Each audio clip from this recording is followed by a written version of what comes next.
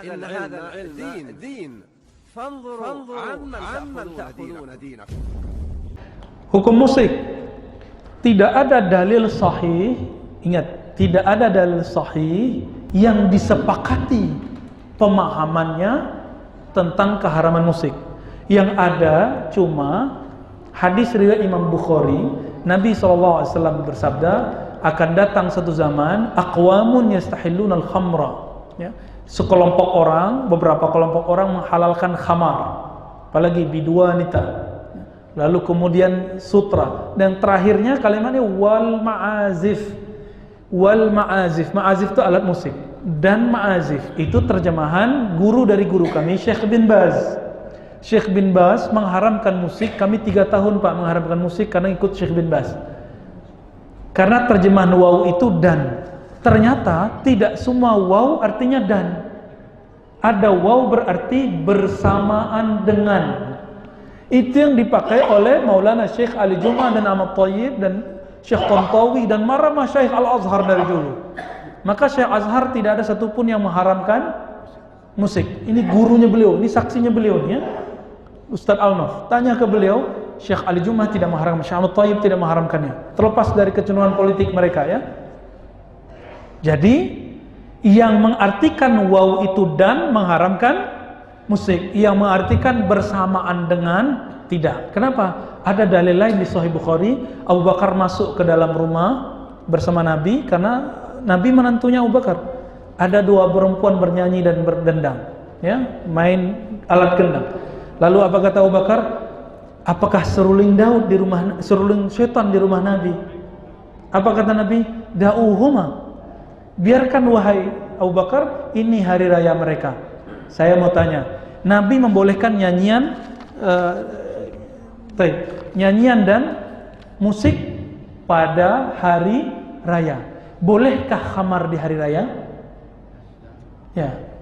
Bolehkah nonton konser yang auratnya dibuka di hari raya? Bolehkah pakai sutra di hari raya? Enggak. Berarti haramnya musik bukan haram zatnya, beda dengan khamar, beda dengan sutra. Itu haram itu zatnya, memakainya, meminumnya, ya. Sedangkan musik haram di waktu-waktu tertentu karena bisa melupakan kepada Allah.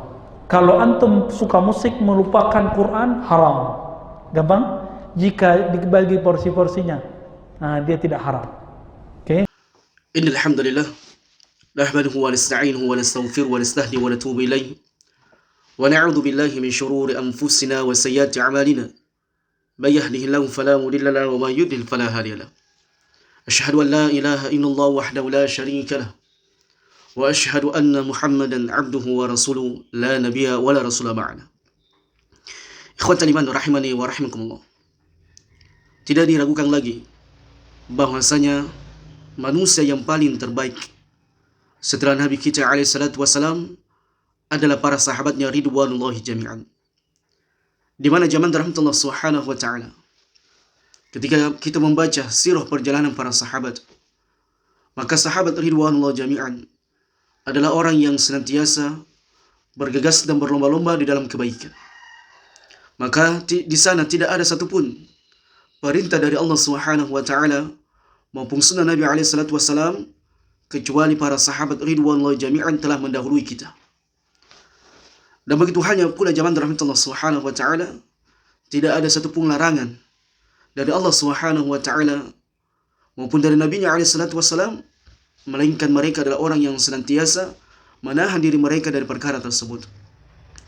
Di mana salah satu ayat yang menyebutkan tentang keutamaan para sahabat, kuatnya ibadah mereka, besarnya amalan yang mereka lakukan, adalah firman Allah Subhanahu wa taala, Muhammadur Rasulullah. Muhammad adalah Rasul Allah Subhanahu wa taala, utusan dari sisi Allah Subhanahu wa taala. Walladzina ma'ahu asyidda'u 'alal kuffar. Dan orang-orang yang bersama dengan Muhammad, itu para sahabat ridwanullah jami'an, mereka adalah orang-orang yang sangat tegas dengan orang-orang kafir. Ruhama'u bainahum. Asyidda'u 'alal kuffar ruhama'u bainahum. Akan tetapi mereka satu sama yang lainnya saling berkasih sayang. Maka dijelaskan oleh para ulama, di antara bentuk keimanan seorang hamba adalah mereka senantiasa satu sama yang lainnya saling berkasih sayang.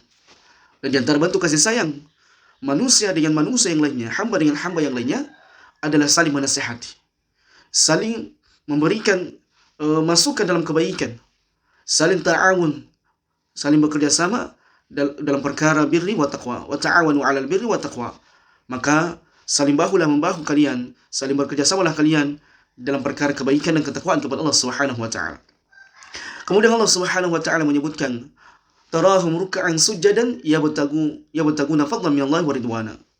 Maka engkau melihat mereka, tarahum, engkau melihat mereka, keadaan mereka ruk'an sujadan, mereka senantiasa ruku dan sujud. Yabtaguna fadlan minallah, mereka senantiasa mengharapkan keutamaan dari sisi Allah Subhanahu wa taala. Dan salah satu jamaah rahmat Allah Subhanahu wa taala, larangan Allah Subhanahu wa taala dan begitu pula larangan dari Nabi alaihi salatu wasallam yang mereka pahami keharamannya dan tidak ada di dalamnya perselisihan di antara mereka adalah tentang hukumnya musik dan nyanyian yang di dalamnya banyak terkandung perkara-perkara yang melalaikan atau perkara-perkara keji dan mungkar yang disebutkan oleh Allah Subhanahu wa taala dalam Quran maupun sunnah Nabi alaihi salatu wasallam.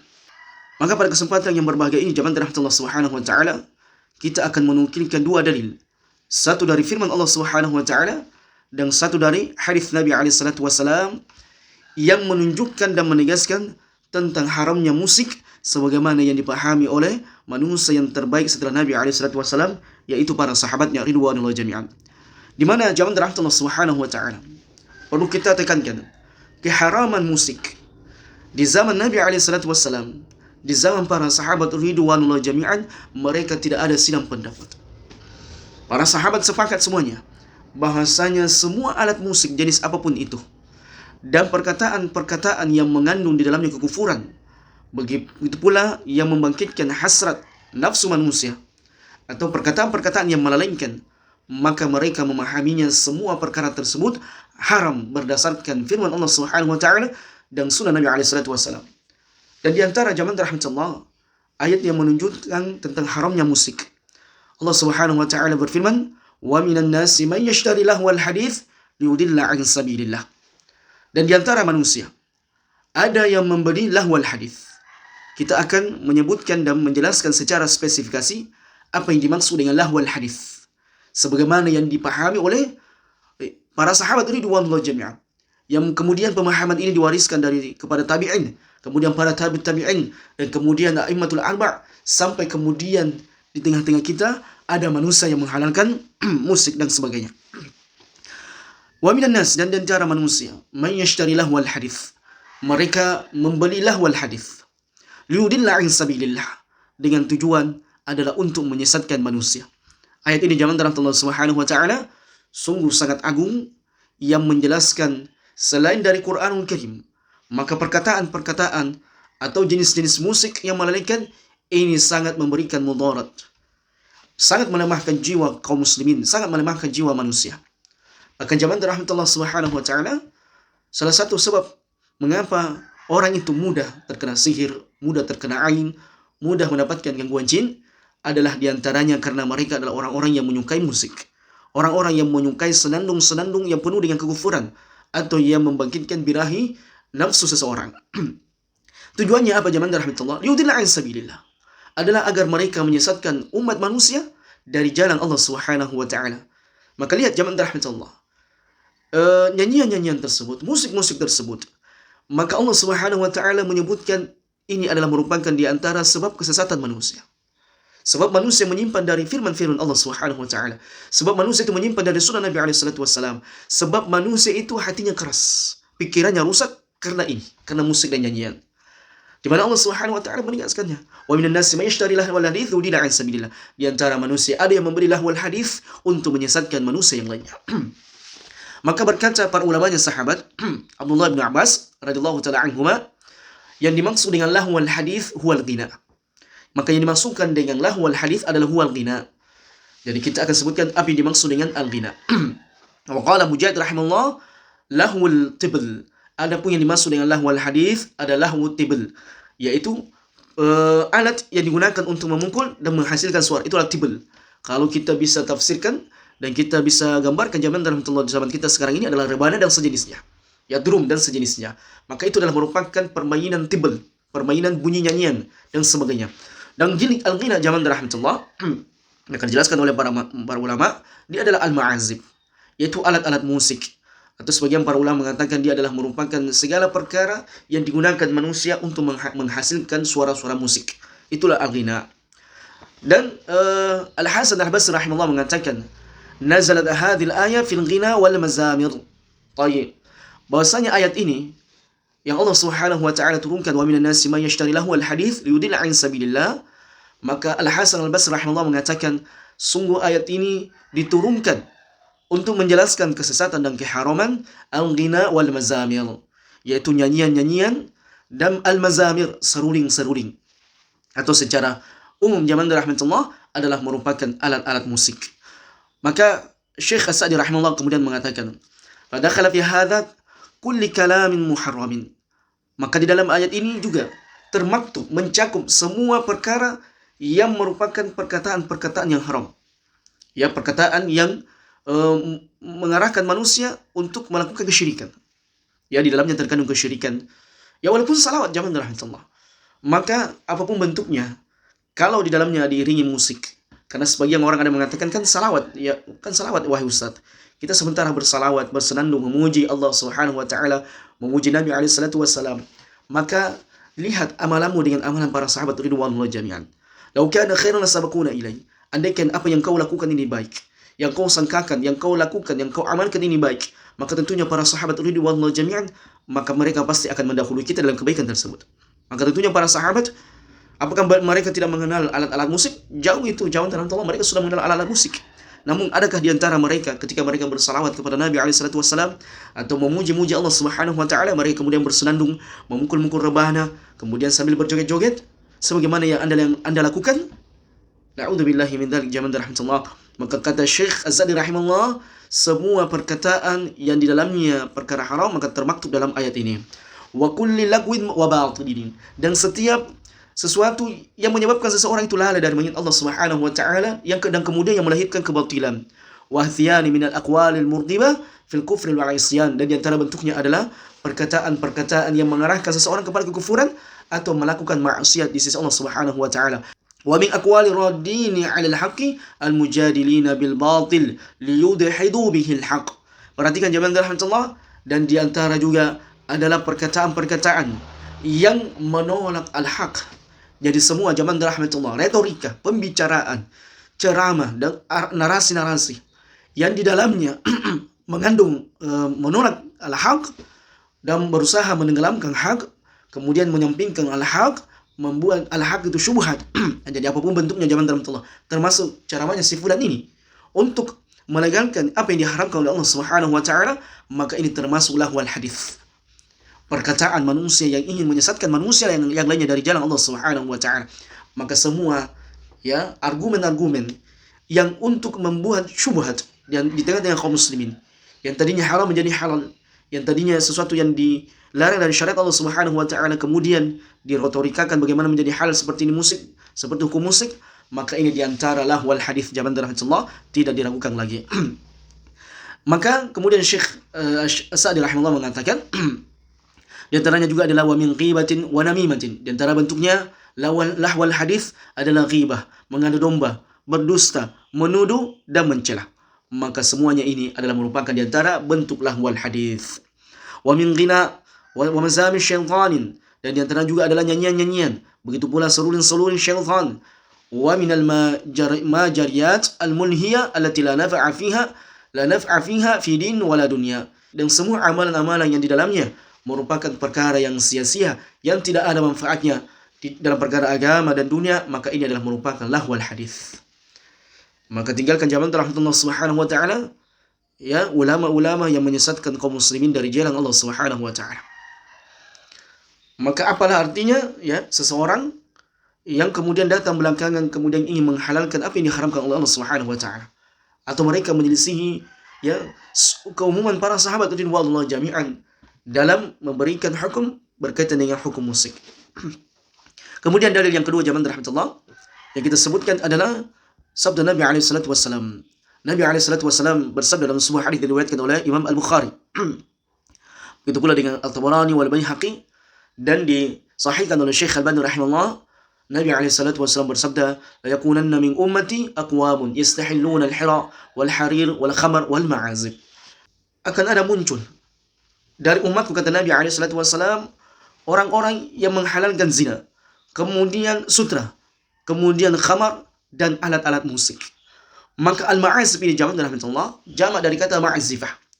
Dia adalah merupakan alat-alat yang digunakan oleh manusia untuk menghabiskan umur mereka, untuk mereka melakukan kelalaian di sisi Allah Subhanahu wa taala. Sebagaimana yang disebutkan oleh Imam Al-Qurtubi rahimallahu taala anhu rahmatan wasi'ah. Dan berkata Ibnu Qayyim Al-Jauziyah rahimahullah, ini sangat bagus perkataan beliau, wa yakfi tafsirus sahaba wat tabi'ina lillahwil hadits bi annahu al-ghina faqad sahha dhalika an Ibnu Abbas wa Ibnu Mas'ud qala Abu Sahba sa'altu Ibnu Mas'ud an qawlihi ta'ala wa minan nasi man yashtari lahwal hadits faqala wallah alladhi la ilaha illa ghairuhu huwal ghina.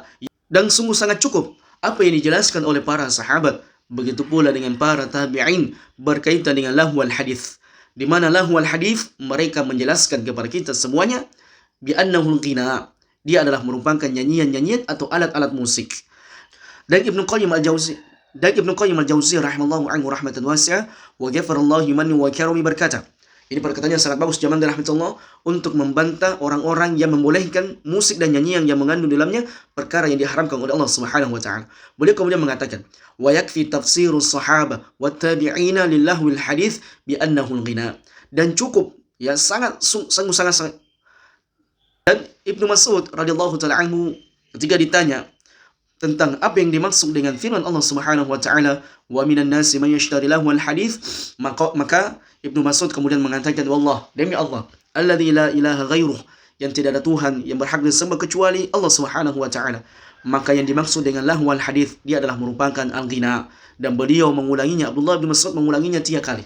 Maka demikianlah zaman rahmatullah Subhanahu wa taala tafsiran para sahabat ridwanullah jami'an. Apa yang dijelaskan oleh para sahabat ridwanullah jami'an berkaitan dengan hukum musik.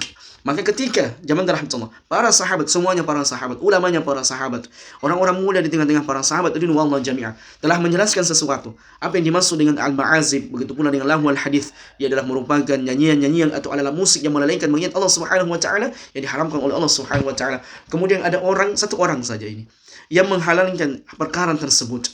Maka apakah kita akan meninggalkan pendapat para sahabat ridwanullah jami'an, penegasan dari para sahabat ridwanullah jami'an, penegasan dari apa yang dijelaskan oleh para sahabat ridwanullah jami'an untuk mendengar satu orang ini? Sungguh zaman rahmatullah, ini adalah merupakan diantara, minta maaf, kejahiliaan seseorang dan beragama kepada Allah Subhanahu wa taala. Bagaimana mungkin kita akan mengikuti satu orang ini dan meninggalkan semua penjelasan para sahabat ridwanullah jami'an berkaitan dengan hukum musik? Bagaimana mungkin, apakah sehat akalnya seseorang dan hatinya itu lurus, hatinya itu bersih, mengambil pendapat syubhat dan meninggalkan pendapat yang jelas dari para sahabat ridwanullah jami'an yang menjelaskan kepada kita apa yang dimaksud dengan ghina, apa yang dimaksud dengan al-ma'azif, tidak ada perbedaan pendapat di antara mereka? Maka ini zaman dari Allah Subhanahu wa taala merupakan di antara kerusakan dalam beragama kepada Allah Subhanahu wa taala ketika kita menyampingkan, ketika kita meninggalkan perkataan para sahabat ridwanullah jami'an. Ketika kita tidak berlandaskan memahami Quran dan Sunnah sesuai dengan pemahaman para sahabat. Baik, mungkin si fulan ini menukilkan dalil dan menjelaskannya sendiri dengan otaknya. Inilah bahayanya zaman rahmatullah, orang kalau menjelaskan dalil Quran dan Sunnah sesuai dengan isi otaknya. Setiap orang berbeda-beda pemahamannya zaman rahmatullah. Jangankan doktor, ya, anak TK, anak SD pun memiliki logika masing-masing. Kalau ditanya tentang sebuah perkara, maka pasti pemahamannya beda-beda. Jadi jangan kita tertipu dengan gelar doktornya. Karena boleh jadi anak SD lebih paham daripada si doktor ini. Boleh jadi anak TK, anak SMP, anak SMA lebih paham daripada si doktor ini. Yang tidak memahami nas Quran dan Sunnah sesuai dengan pemahaman para sahabat ridwanullah jami'an. Ini rusak zaman rahmatullah. Sangat berbahaya. Dan lihat bagaimana hasil, ya, orang-orang yang telah menghalalkan apa yang diharamkan oleh Allah Subhanahu wa taala. Lihat keadaan, ya, sebagian manusia, santri-santri dan santriwati yang kiainya menghalalkan musik nyanyian. Lihat keadaan mereka. A'udzubillahi min dzalik. Kita tidak ingin anak-anak kita ini, ya, kemudian mereka ini hanya bisa menjadi pejoget, penari dan sebagainya. Itu hina zaman rahmatullah. Bukan sebuah perkara yang terpuji. Syekhul Islam Ibnu Taimiyah rahimahullah mengatakan, "Fadalla hadzal hadits ala tahrimil ma'azif. Maka hadis ini menunjukkan haramnya ma'azif jaman rahmatullah, alat-alat musik. Wal ma'azif hiya alatul lahwi. Adapun yang dimaksud dengan al-ma'azif, dia adalah merupakan alat-alat yang melalaikan dari mengingat Allah Subhanahu wa taala, alat-alat yang mengguncang otak, alat-alat musik yang merusak hati manusia. Inda ahli lughah, sebagaimana ini adalah merupakan penjelasan ahli bahasa. Jadi apakah si fulan ini lebih berilmu dari ahli bahasa? Yang dijelaskan oleh para ulama dari zaman ke zaman. Maka zaman rahmatullah Subhanahu wa taala. Dan terakhir zaman rahmatullah, kita nukilkan perkataan Ibnu Qayyim al-Jauziyah rahimahullah, wa fil bab an Sahal ibnu Sa'ad as-Sa'adi wa Imran ibnu Husain wa Abdullah ibnu Amr wa Abdullah ibnu Abbas wa Abi Hurairah wa Abi Umama al-Bahili wa Aisyah ummul mu'minin wa Ali ibnu Abi Talib wa Anas ibnu Malik wa Abdurrahman ibnu Sabit wal Ghasi ibnu Rabi'ah. Maka beliau semuanya sepakat, para sahabat ridwanullah jami'an, mereka semuanya sepakat secara nukilan, secara amalan, mereka mengharamkan musik dan semua alat-alat musik dan nyanyian-nyanyian yang mengandung dalamnya kekufuran dan maksiat di sisi Allah Subhanahu wa taala. Maka sebagai kesimpulan jamaah rahmatullah, kalau seseorang itu beragama, maka ambillah teladan, ambillah nukilan yang mendekati dari Nabi SAW, dan tidak ada nukilan yang sangat mendekati Nabi SAW kecuali nukilannya para sahabat ridwanullah jami'an. Apa penjelasan mereka, apa amalan mereka berkaitan dengan sesuatu, maka kita lebih mengikuti orang-orang yang telah selamat daripada orang-orang yang datang belakangan yang tidak jelas keilmuannya, yang tidak memiliki ulama rabbani, ulama yang di atas manhaj ahlussunnah wal jamaah yang benar, kemudian menukilkan dan membahas dari Quran dan Sunnah sesuai dengan logika rusaknya. Na'udzubillahi min dzalik jaman rahmatullah, berdasarkan dengan otak-otak filsafat dan sufinya, yang kemudian lahirlah kesesatan demi kesesatan. Na'udzubillahi min dzalik. Hadza wallahu a'lam bissawab.